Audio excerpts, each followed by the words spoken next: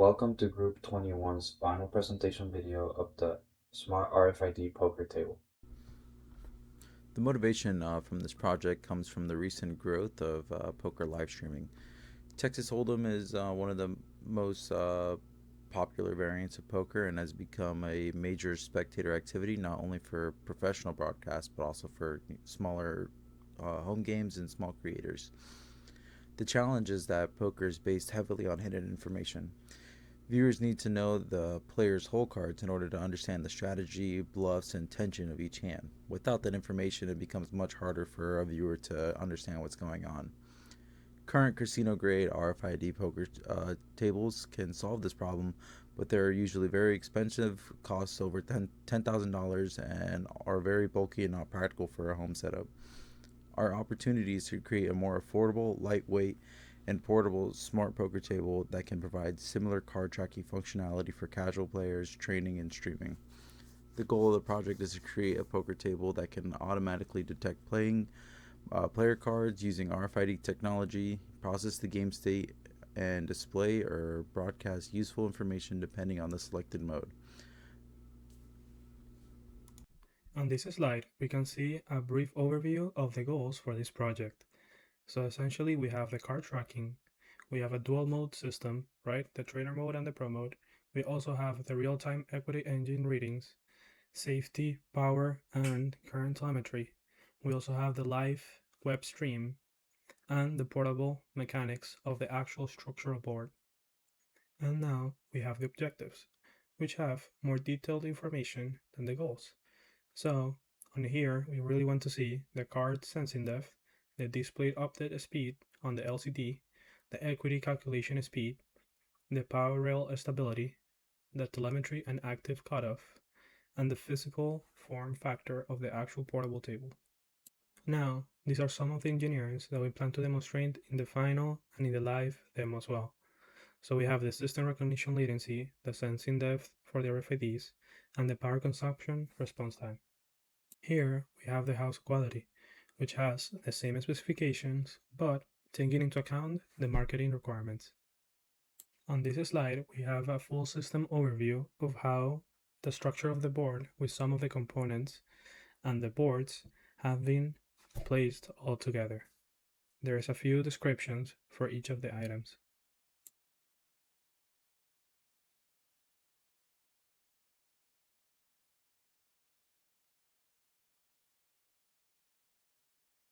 This is the hardware block diagram of our system. Our project consists of 7 boards. First off, we have the main board that consists of the main microcontroller, which is the ESP32. And in this board, we also have three different RFID sensors, an LCD, an audio amplifier board, switch, and separate LCDs. Then we have 4 separate player PCBs that are identical.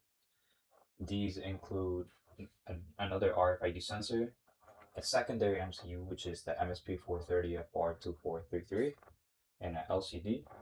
And then we have a power distribution board, which takes 12-volt input from a wall adapter, and it has 4 modular boards that stack on top of it. So it's a 3.3 buck regulator, a 5-volt buck regulator, MCP 9808 temp sensor board, and an INA 219 current sensor board. We will get into all of these boards later. For the card detection technology of our system, we decided to go with the PN5180 RFID sensor because it has an operating voltage of 3.3 volts for logic and 5 volts for the antenna, so we don't crowd either of the rails too much. Then it has a sensing range of 5 to 7 centimeters and high output power, meaning it can read through a surface, but the sensing range is not too broad where it can cause collision between sensors. It communicates over SPI, which makes it pretty quick to pull. It offers anti-collision capabilities and is budget friendly and easy to integrate. For the mainboard microcontroller, we decided to go with the ESP32 Room 32. The main board acts as the dealer hub, so it needs to handle multiple tasks at the same time. It has to communicate with the player boards, receive card data, process game logic, calculate equity, and also support the local website interface. This microcontroller is a good fit because it provides built-in Wi-Fi and Bluetooth along with a dual-core processor running up to 240 MHz. That gives us enough processing headroom for concurrent tasks like web servicing, packet handling, and real-time poker calculations. When compared to alternatives, the ESP32 has the major advantage of built-in wireless capability. Compared to the smaller ESP32 variants, it gives us more flexibility and more mature ecosystem for development. Overall, the best balance between performance, networking, and ease of implementation for the dealer hub. For the player board microcontroller, we selected the MSP430 FR2433. Each player board has a much simpler role than the main board. It simply needs to interface with the local hardware, manage RFID card reading, store small amounts of the local game state, and communicate that information back to the ESP32 hub. The FR2433 is well suited for this because it's low power, simple to program, and includes 16 kilobytes of FRAM. FRAM is useful because it supports fast and high endurance memory writes, which is helpful for repeatedly updating local card or seed state. Another benefit is the low pin count package. Since we have multiple player boards, keeping each board as simple as possible helps reduce costs, complexity, and soldering risk. We also considered more powerful 32-bit microcontrollers, but those would add unnecessary complexity for what we need the board to do. The MSP430 gives us enough capability without overcomplicating the player board design. For the card detection technology of our system, we decided to go with the PN5180 RFID sensor because it has an operating voltage of 3.3 volts for logic and 5 volts for the antenna, so we don't crowd either of the rails too much. Then it has a sensing range of 5 to 7 centimeters and high output power, meaning it can read through a surface, but the sensing range is not too broad where it can cause collision between sensors. It communicates over SPI, which makes it pretty quick to pull. It offers anti-collision capabilities and is budget friendly and easy to integrate. For our display, we selected the 1602 character LCD.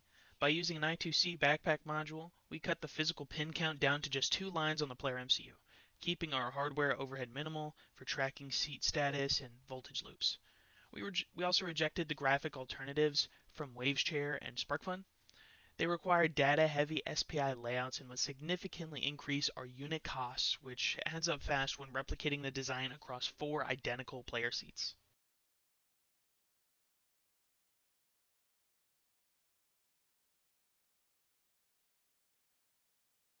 For our power system telemetry, we selected the INA219 digital sensor for electrical tracking and the MCP9808 for temperature monitoring.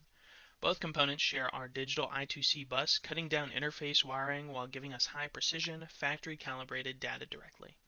The INA219 allows us to measure current, voltage, and power parameters simultaneously with high 12-bit accuracy and EMI immunity.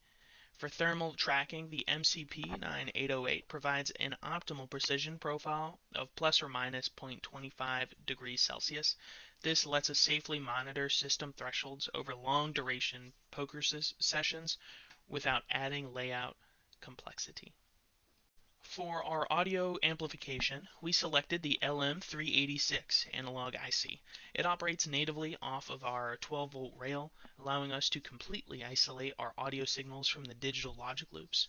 Its internal gain configuration also keeps our external passive component count to an absolute minimum.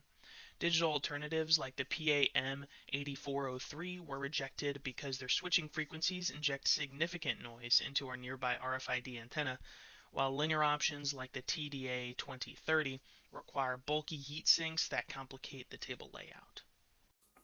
Now, let's walk through the exact pipeline of our power distribution system, which is broken down into 4 dedicated stages. Stage 1 handles our input protection. As 12-volt power enters the board through the barrel jack, it immediately passes through a 3-amp polyfuse for overcurrent protection and a 14-volt TVS diode to suppress any initial voltage spikes from the wall adapter. Safe power then flows into stage 2 for regulation and conditioning. Here, we filter the raw input using a 100 microfarad bulk capacitor and clamp the voltage with a 15 volts inner diode if needed. Next is stage 3, our buck regulation and distribution stage. This is the heavy lifter of the board, where two dedicated buck regulators take the conditioned 12-volt input and step it down into the highly stable 5-volt and 3.3-volt rails required by our logic and peripheral boards. Finally, stage 4 is dedicated to real-time monitoring. We isolated our ENA 219 current sensor and MCP 9808 temperature sensor at the bottom of the routing path, so they can accurately track the system power draw and thermals, sending constant safety telemetry back to the main microcontroller over the I2C bus. On this slide, we can see the power distribution system current draw that is usually sitting around 560 milliamps. That is usually even under long-term sessions of more than 6 hours. For our power supply selection, we evaluated 4 options, but we selected the 12-volt barrel jack in the end. As shown in our trade matrix, the battery options couldn't guarantee the runtime needed for a full game or for multiple full games, and honestly, I did not want to be responsible for a fire in the lab.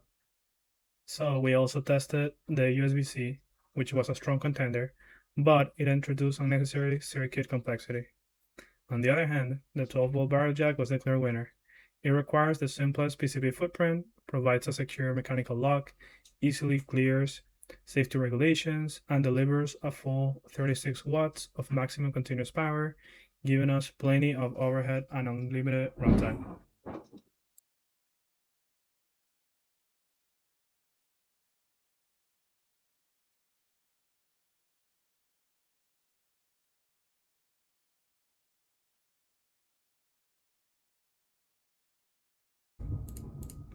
For voltage regulation, I evaluated high-frequency industrial options from Texas Instruments and MPS, but ended up selecting the LM2576 adjustable regulator. While those high-frequency alternatives are powerful, they require complex external tuning and a strict PCB layout path that complicate the design. The LM2576 operates at a lower stable frequency and gives us incredible flexibility. By using the adjustable version, I can use the exact same integrated circuit for both our 3.3 volt and 5 volt supply lines. All I have to do is place two different resistors of different values, of course. This massively simplifies our bill of materials and makes the board much easier to troubleshoot and assemble. This is the schematic and layout of the main board. This board acts as the hub for the whole system, since the ESP32 is the master of all the communication through the I2C bus, which we can see the connectors out on the left. We also host 3 different RFID sensors in this board. We can see the slots for them in the top of the board.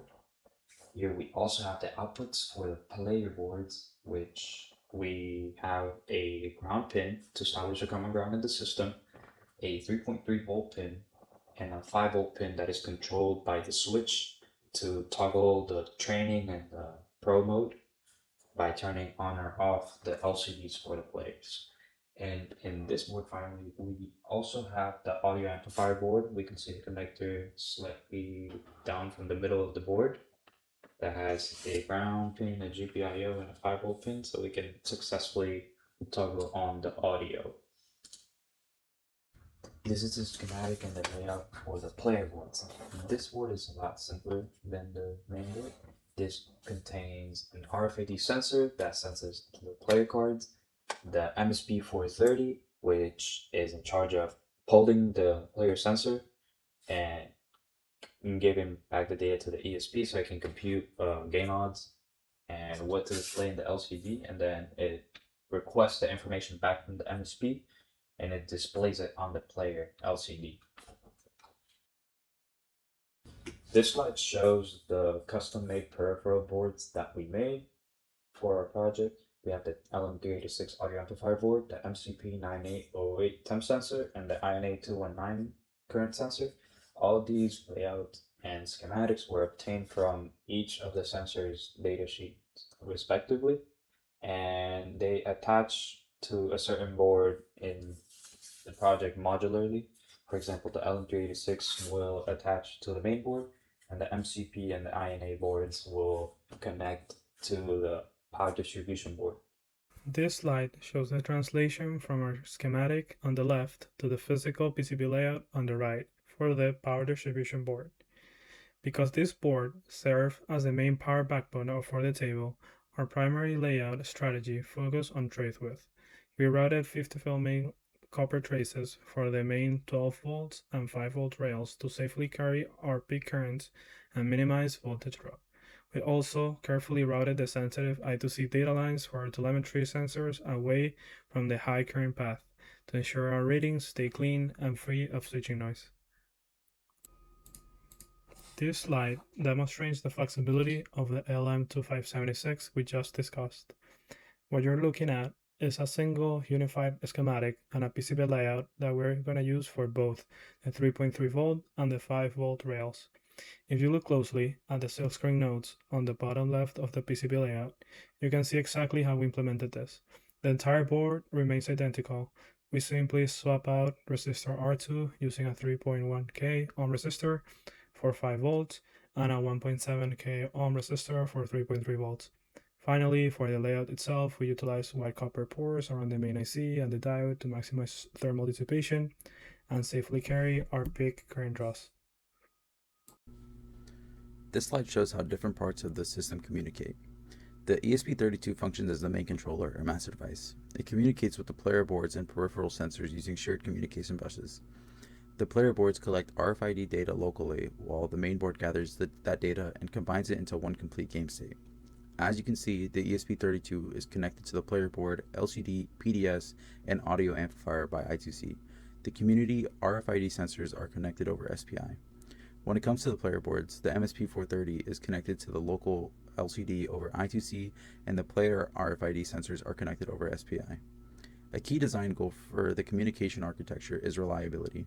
Since multiple subsystems are connected together, we need predictable data flow between the main board, player boards, RFID readers, and a website interface. By organizing the system around the ESP32 as a central hub, we reduce confusion between subsystems and make it easier for debugging.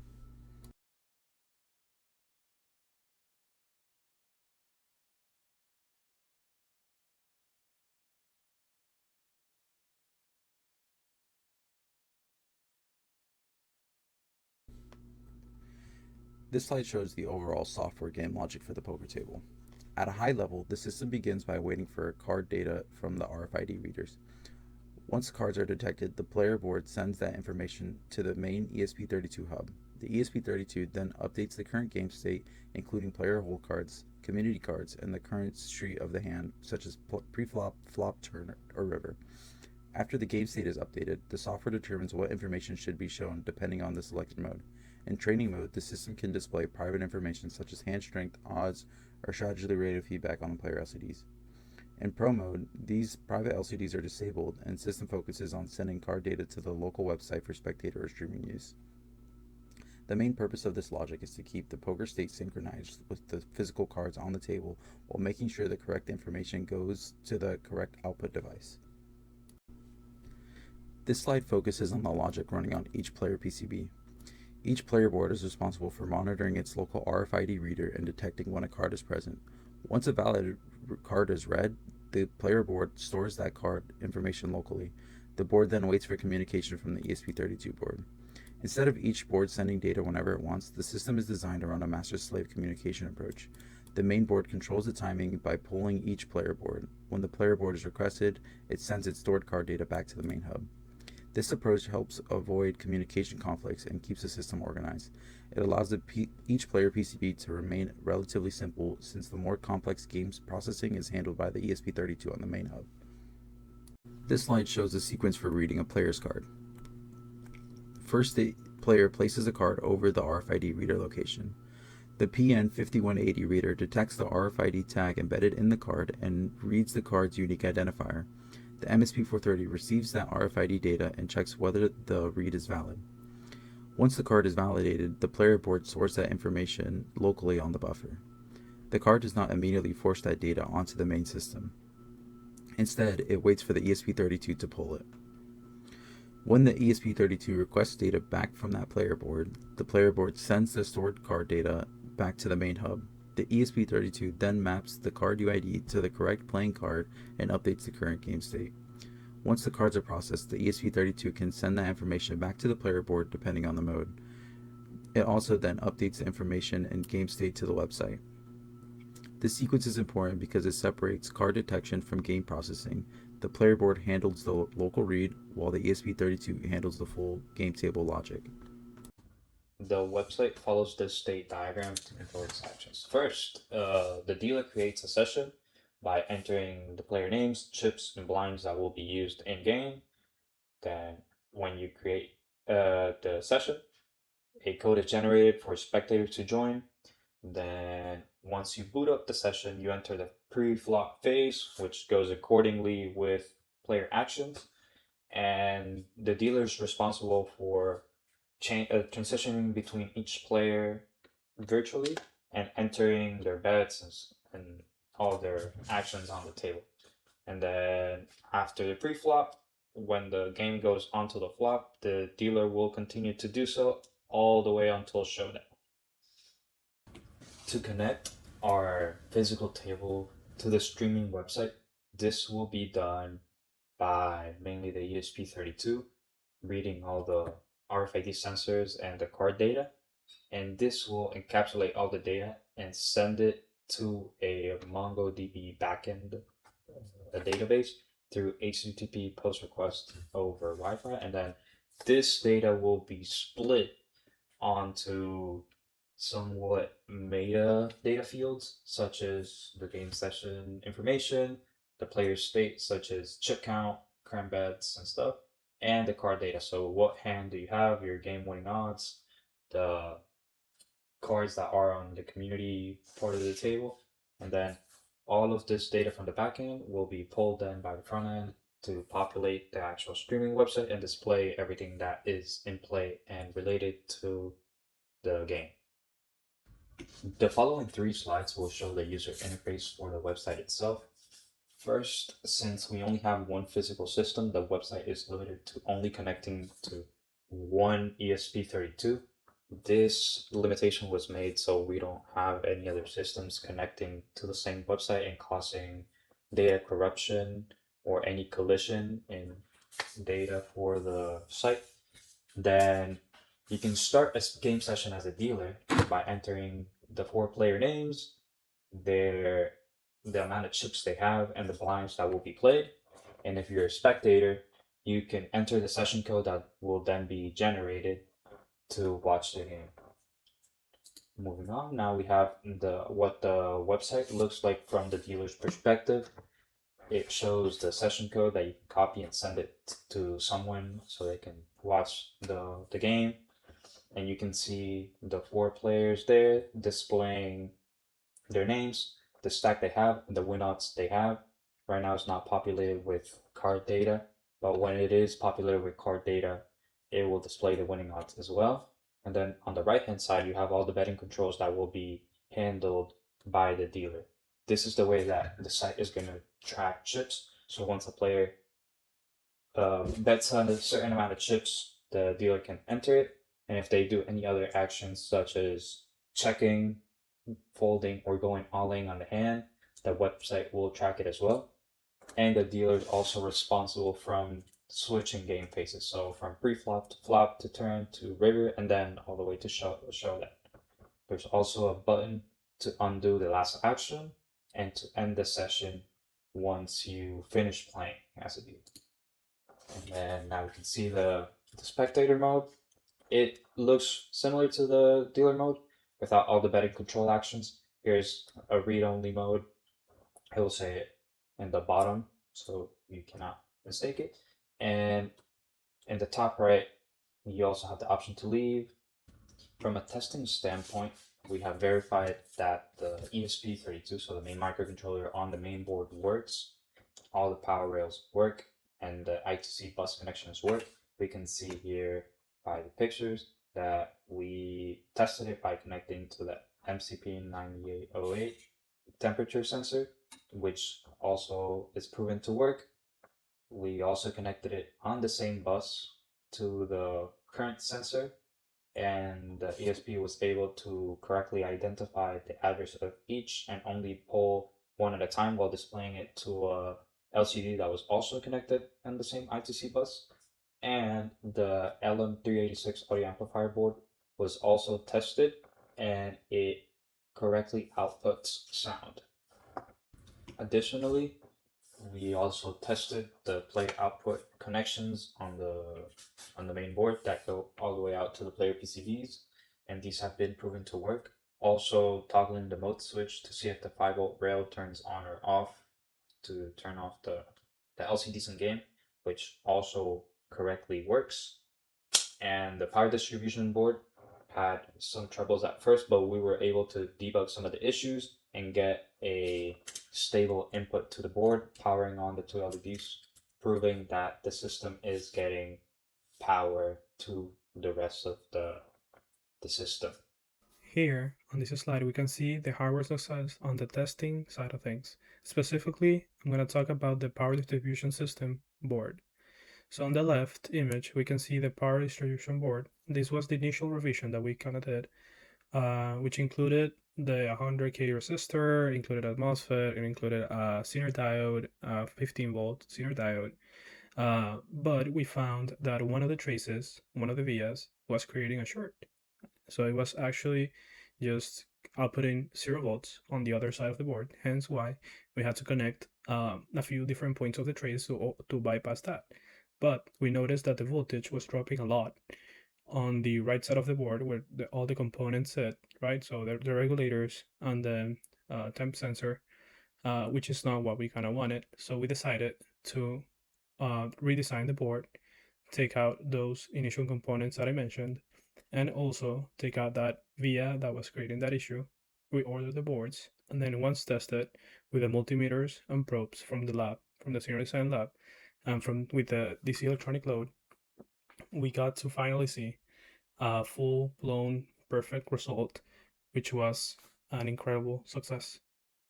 On this slide, we can see some of the hardware results that we found through multiple verification and iteration tests in the lab. The ones that are in bolded, which is the PDS board and the player station boards, for those two boards we found some issues right on the first revision. So we redesigned those, and then we successfully got to test the second revision of those boards once they came in, and their status was successful. Later on, we will see what went wrong and what we did for the solution for those.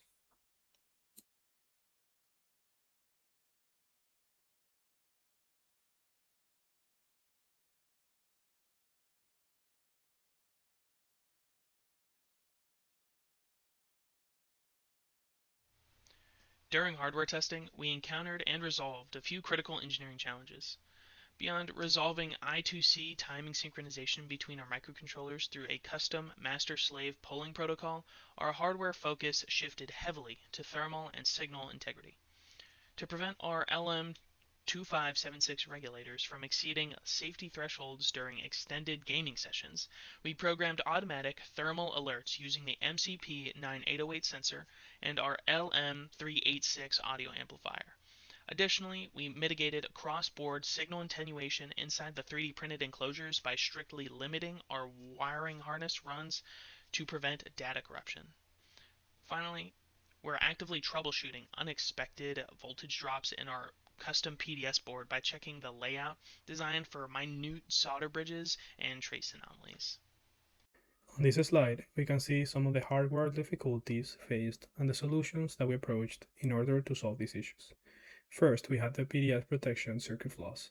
So around that area, we found that some of those components, and we also noticed that we had a problem with the via, so we're losing that voltage. Now, after redesigning and reordering the board, we finally got to the perfect solution and a good board that kind of actually solved another issue that we had with another board, which we'll get to that in a second, which is essentially the mode switch. So in the third bullet right there, we see the mode switch rail.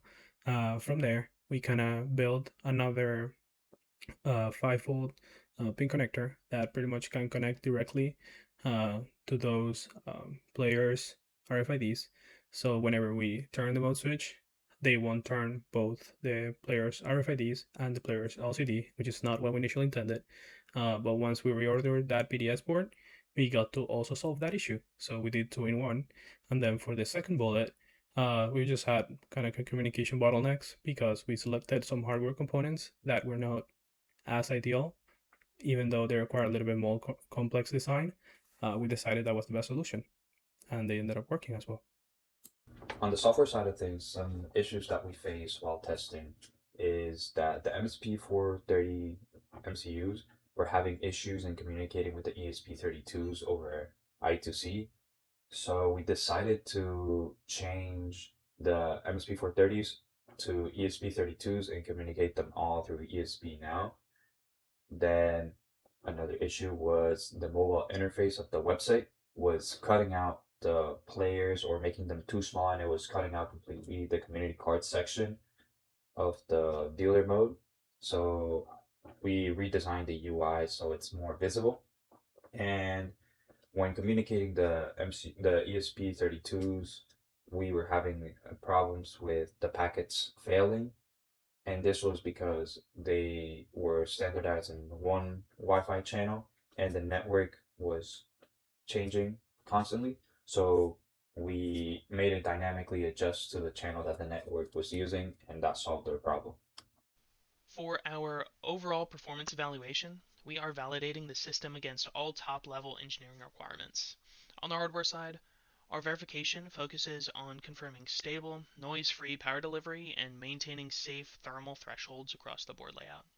We're also testing our data routing to make sure all of our hardware and software components can talk to each other without any errors.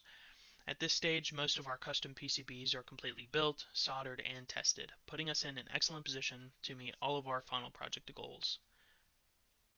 Looking at our project budget, our primary expenses came from the manufacturing our custom main and satellite PCBs, followed by our electronic components and the RFID subsystem hardware. Combined with our structural enclosure materials, the total project cost comes out to exactly $835.37. Finally, our workload distribution highlights a balanced division across the team here. Daniel manages project administration and primary development of the power distribution system. I myself work on the peripheral sensors and physical table assembly. For the computing and interface side, I know Diego focuses on the microcontrollers, RFID sensor integration, and website design, while Isaac is leading that software logic and game rules implementation. This structure ensures full coverage and secondary backup for every critical subsystem.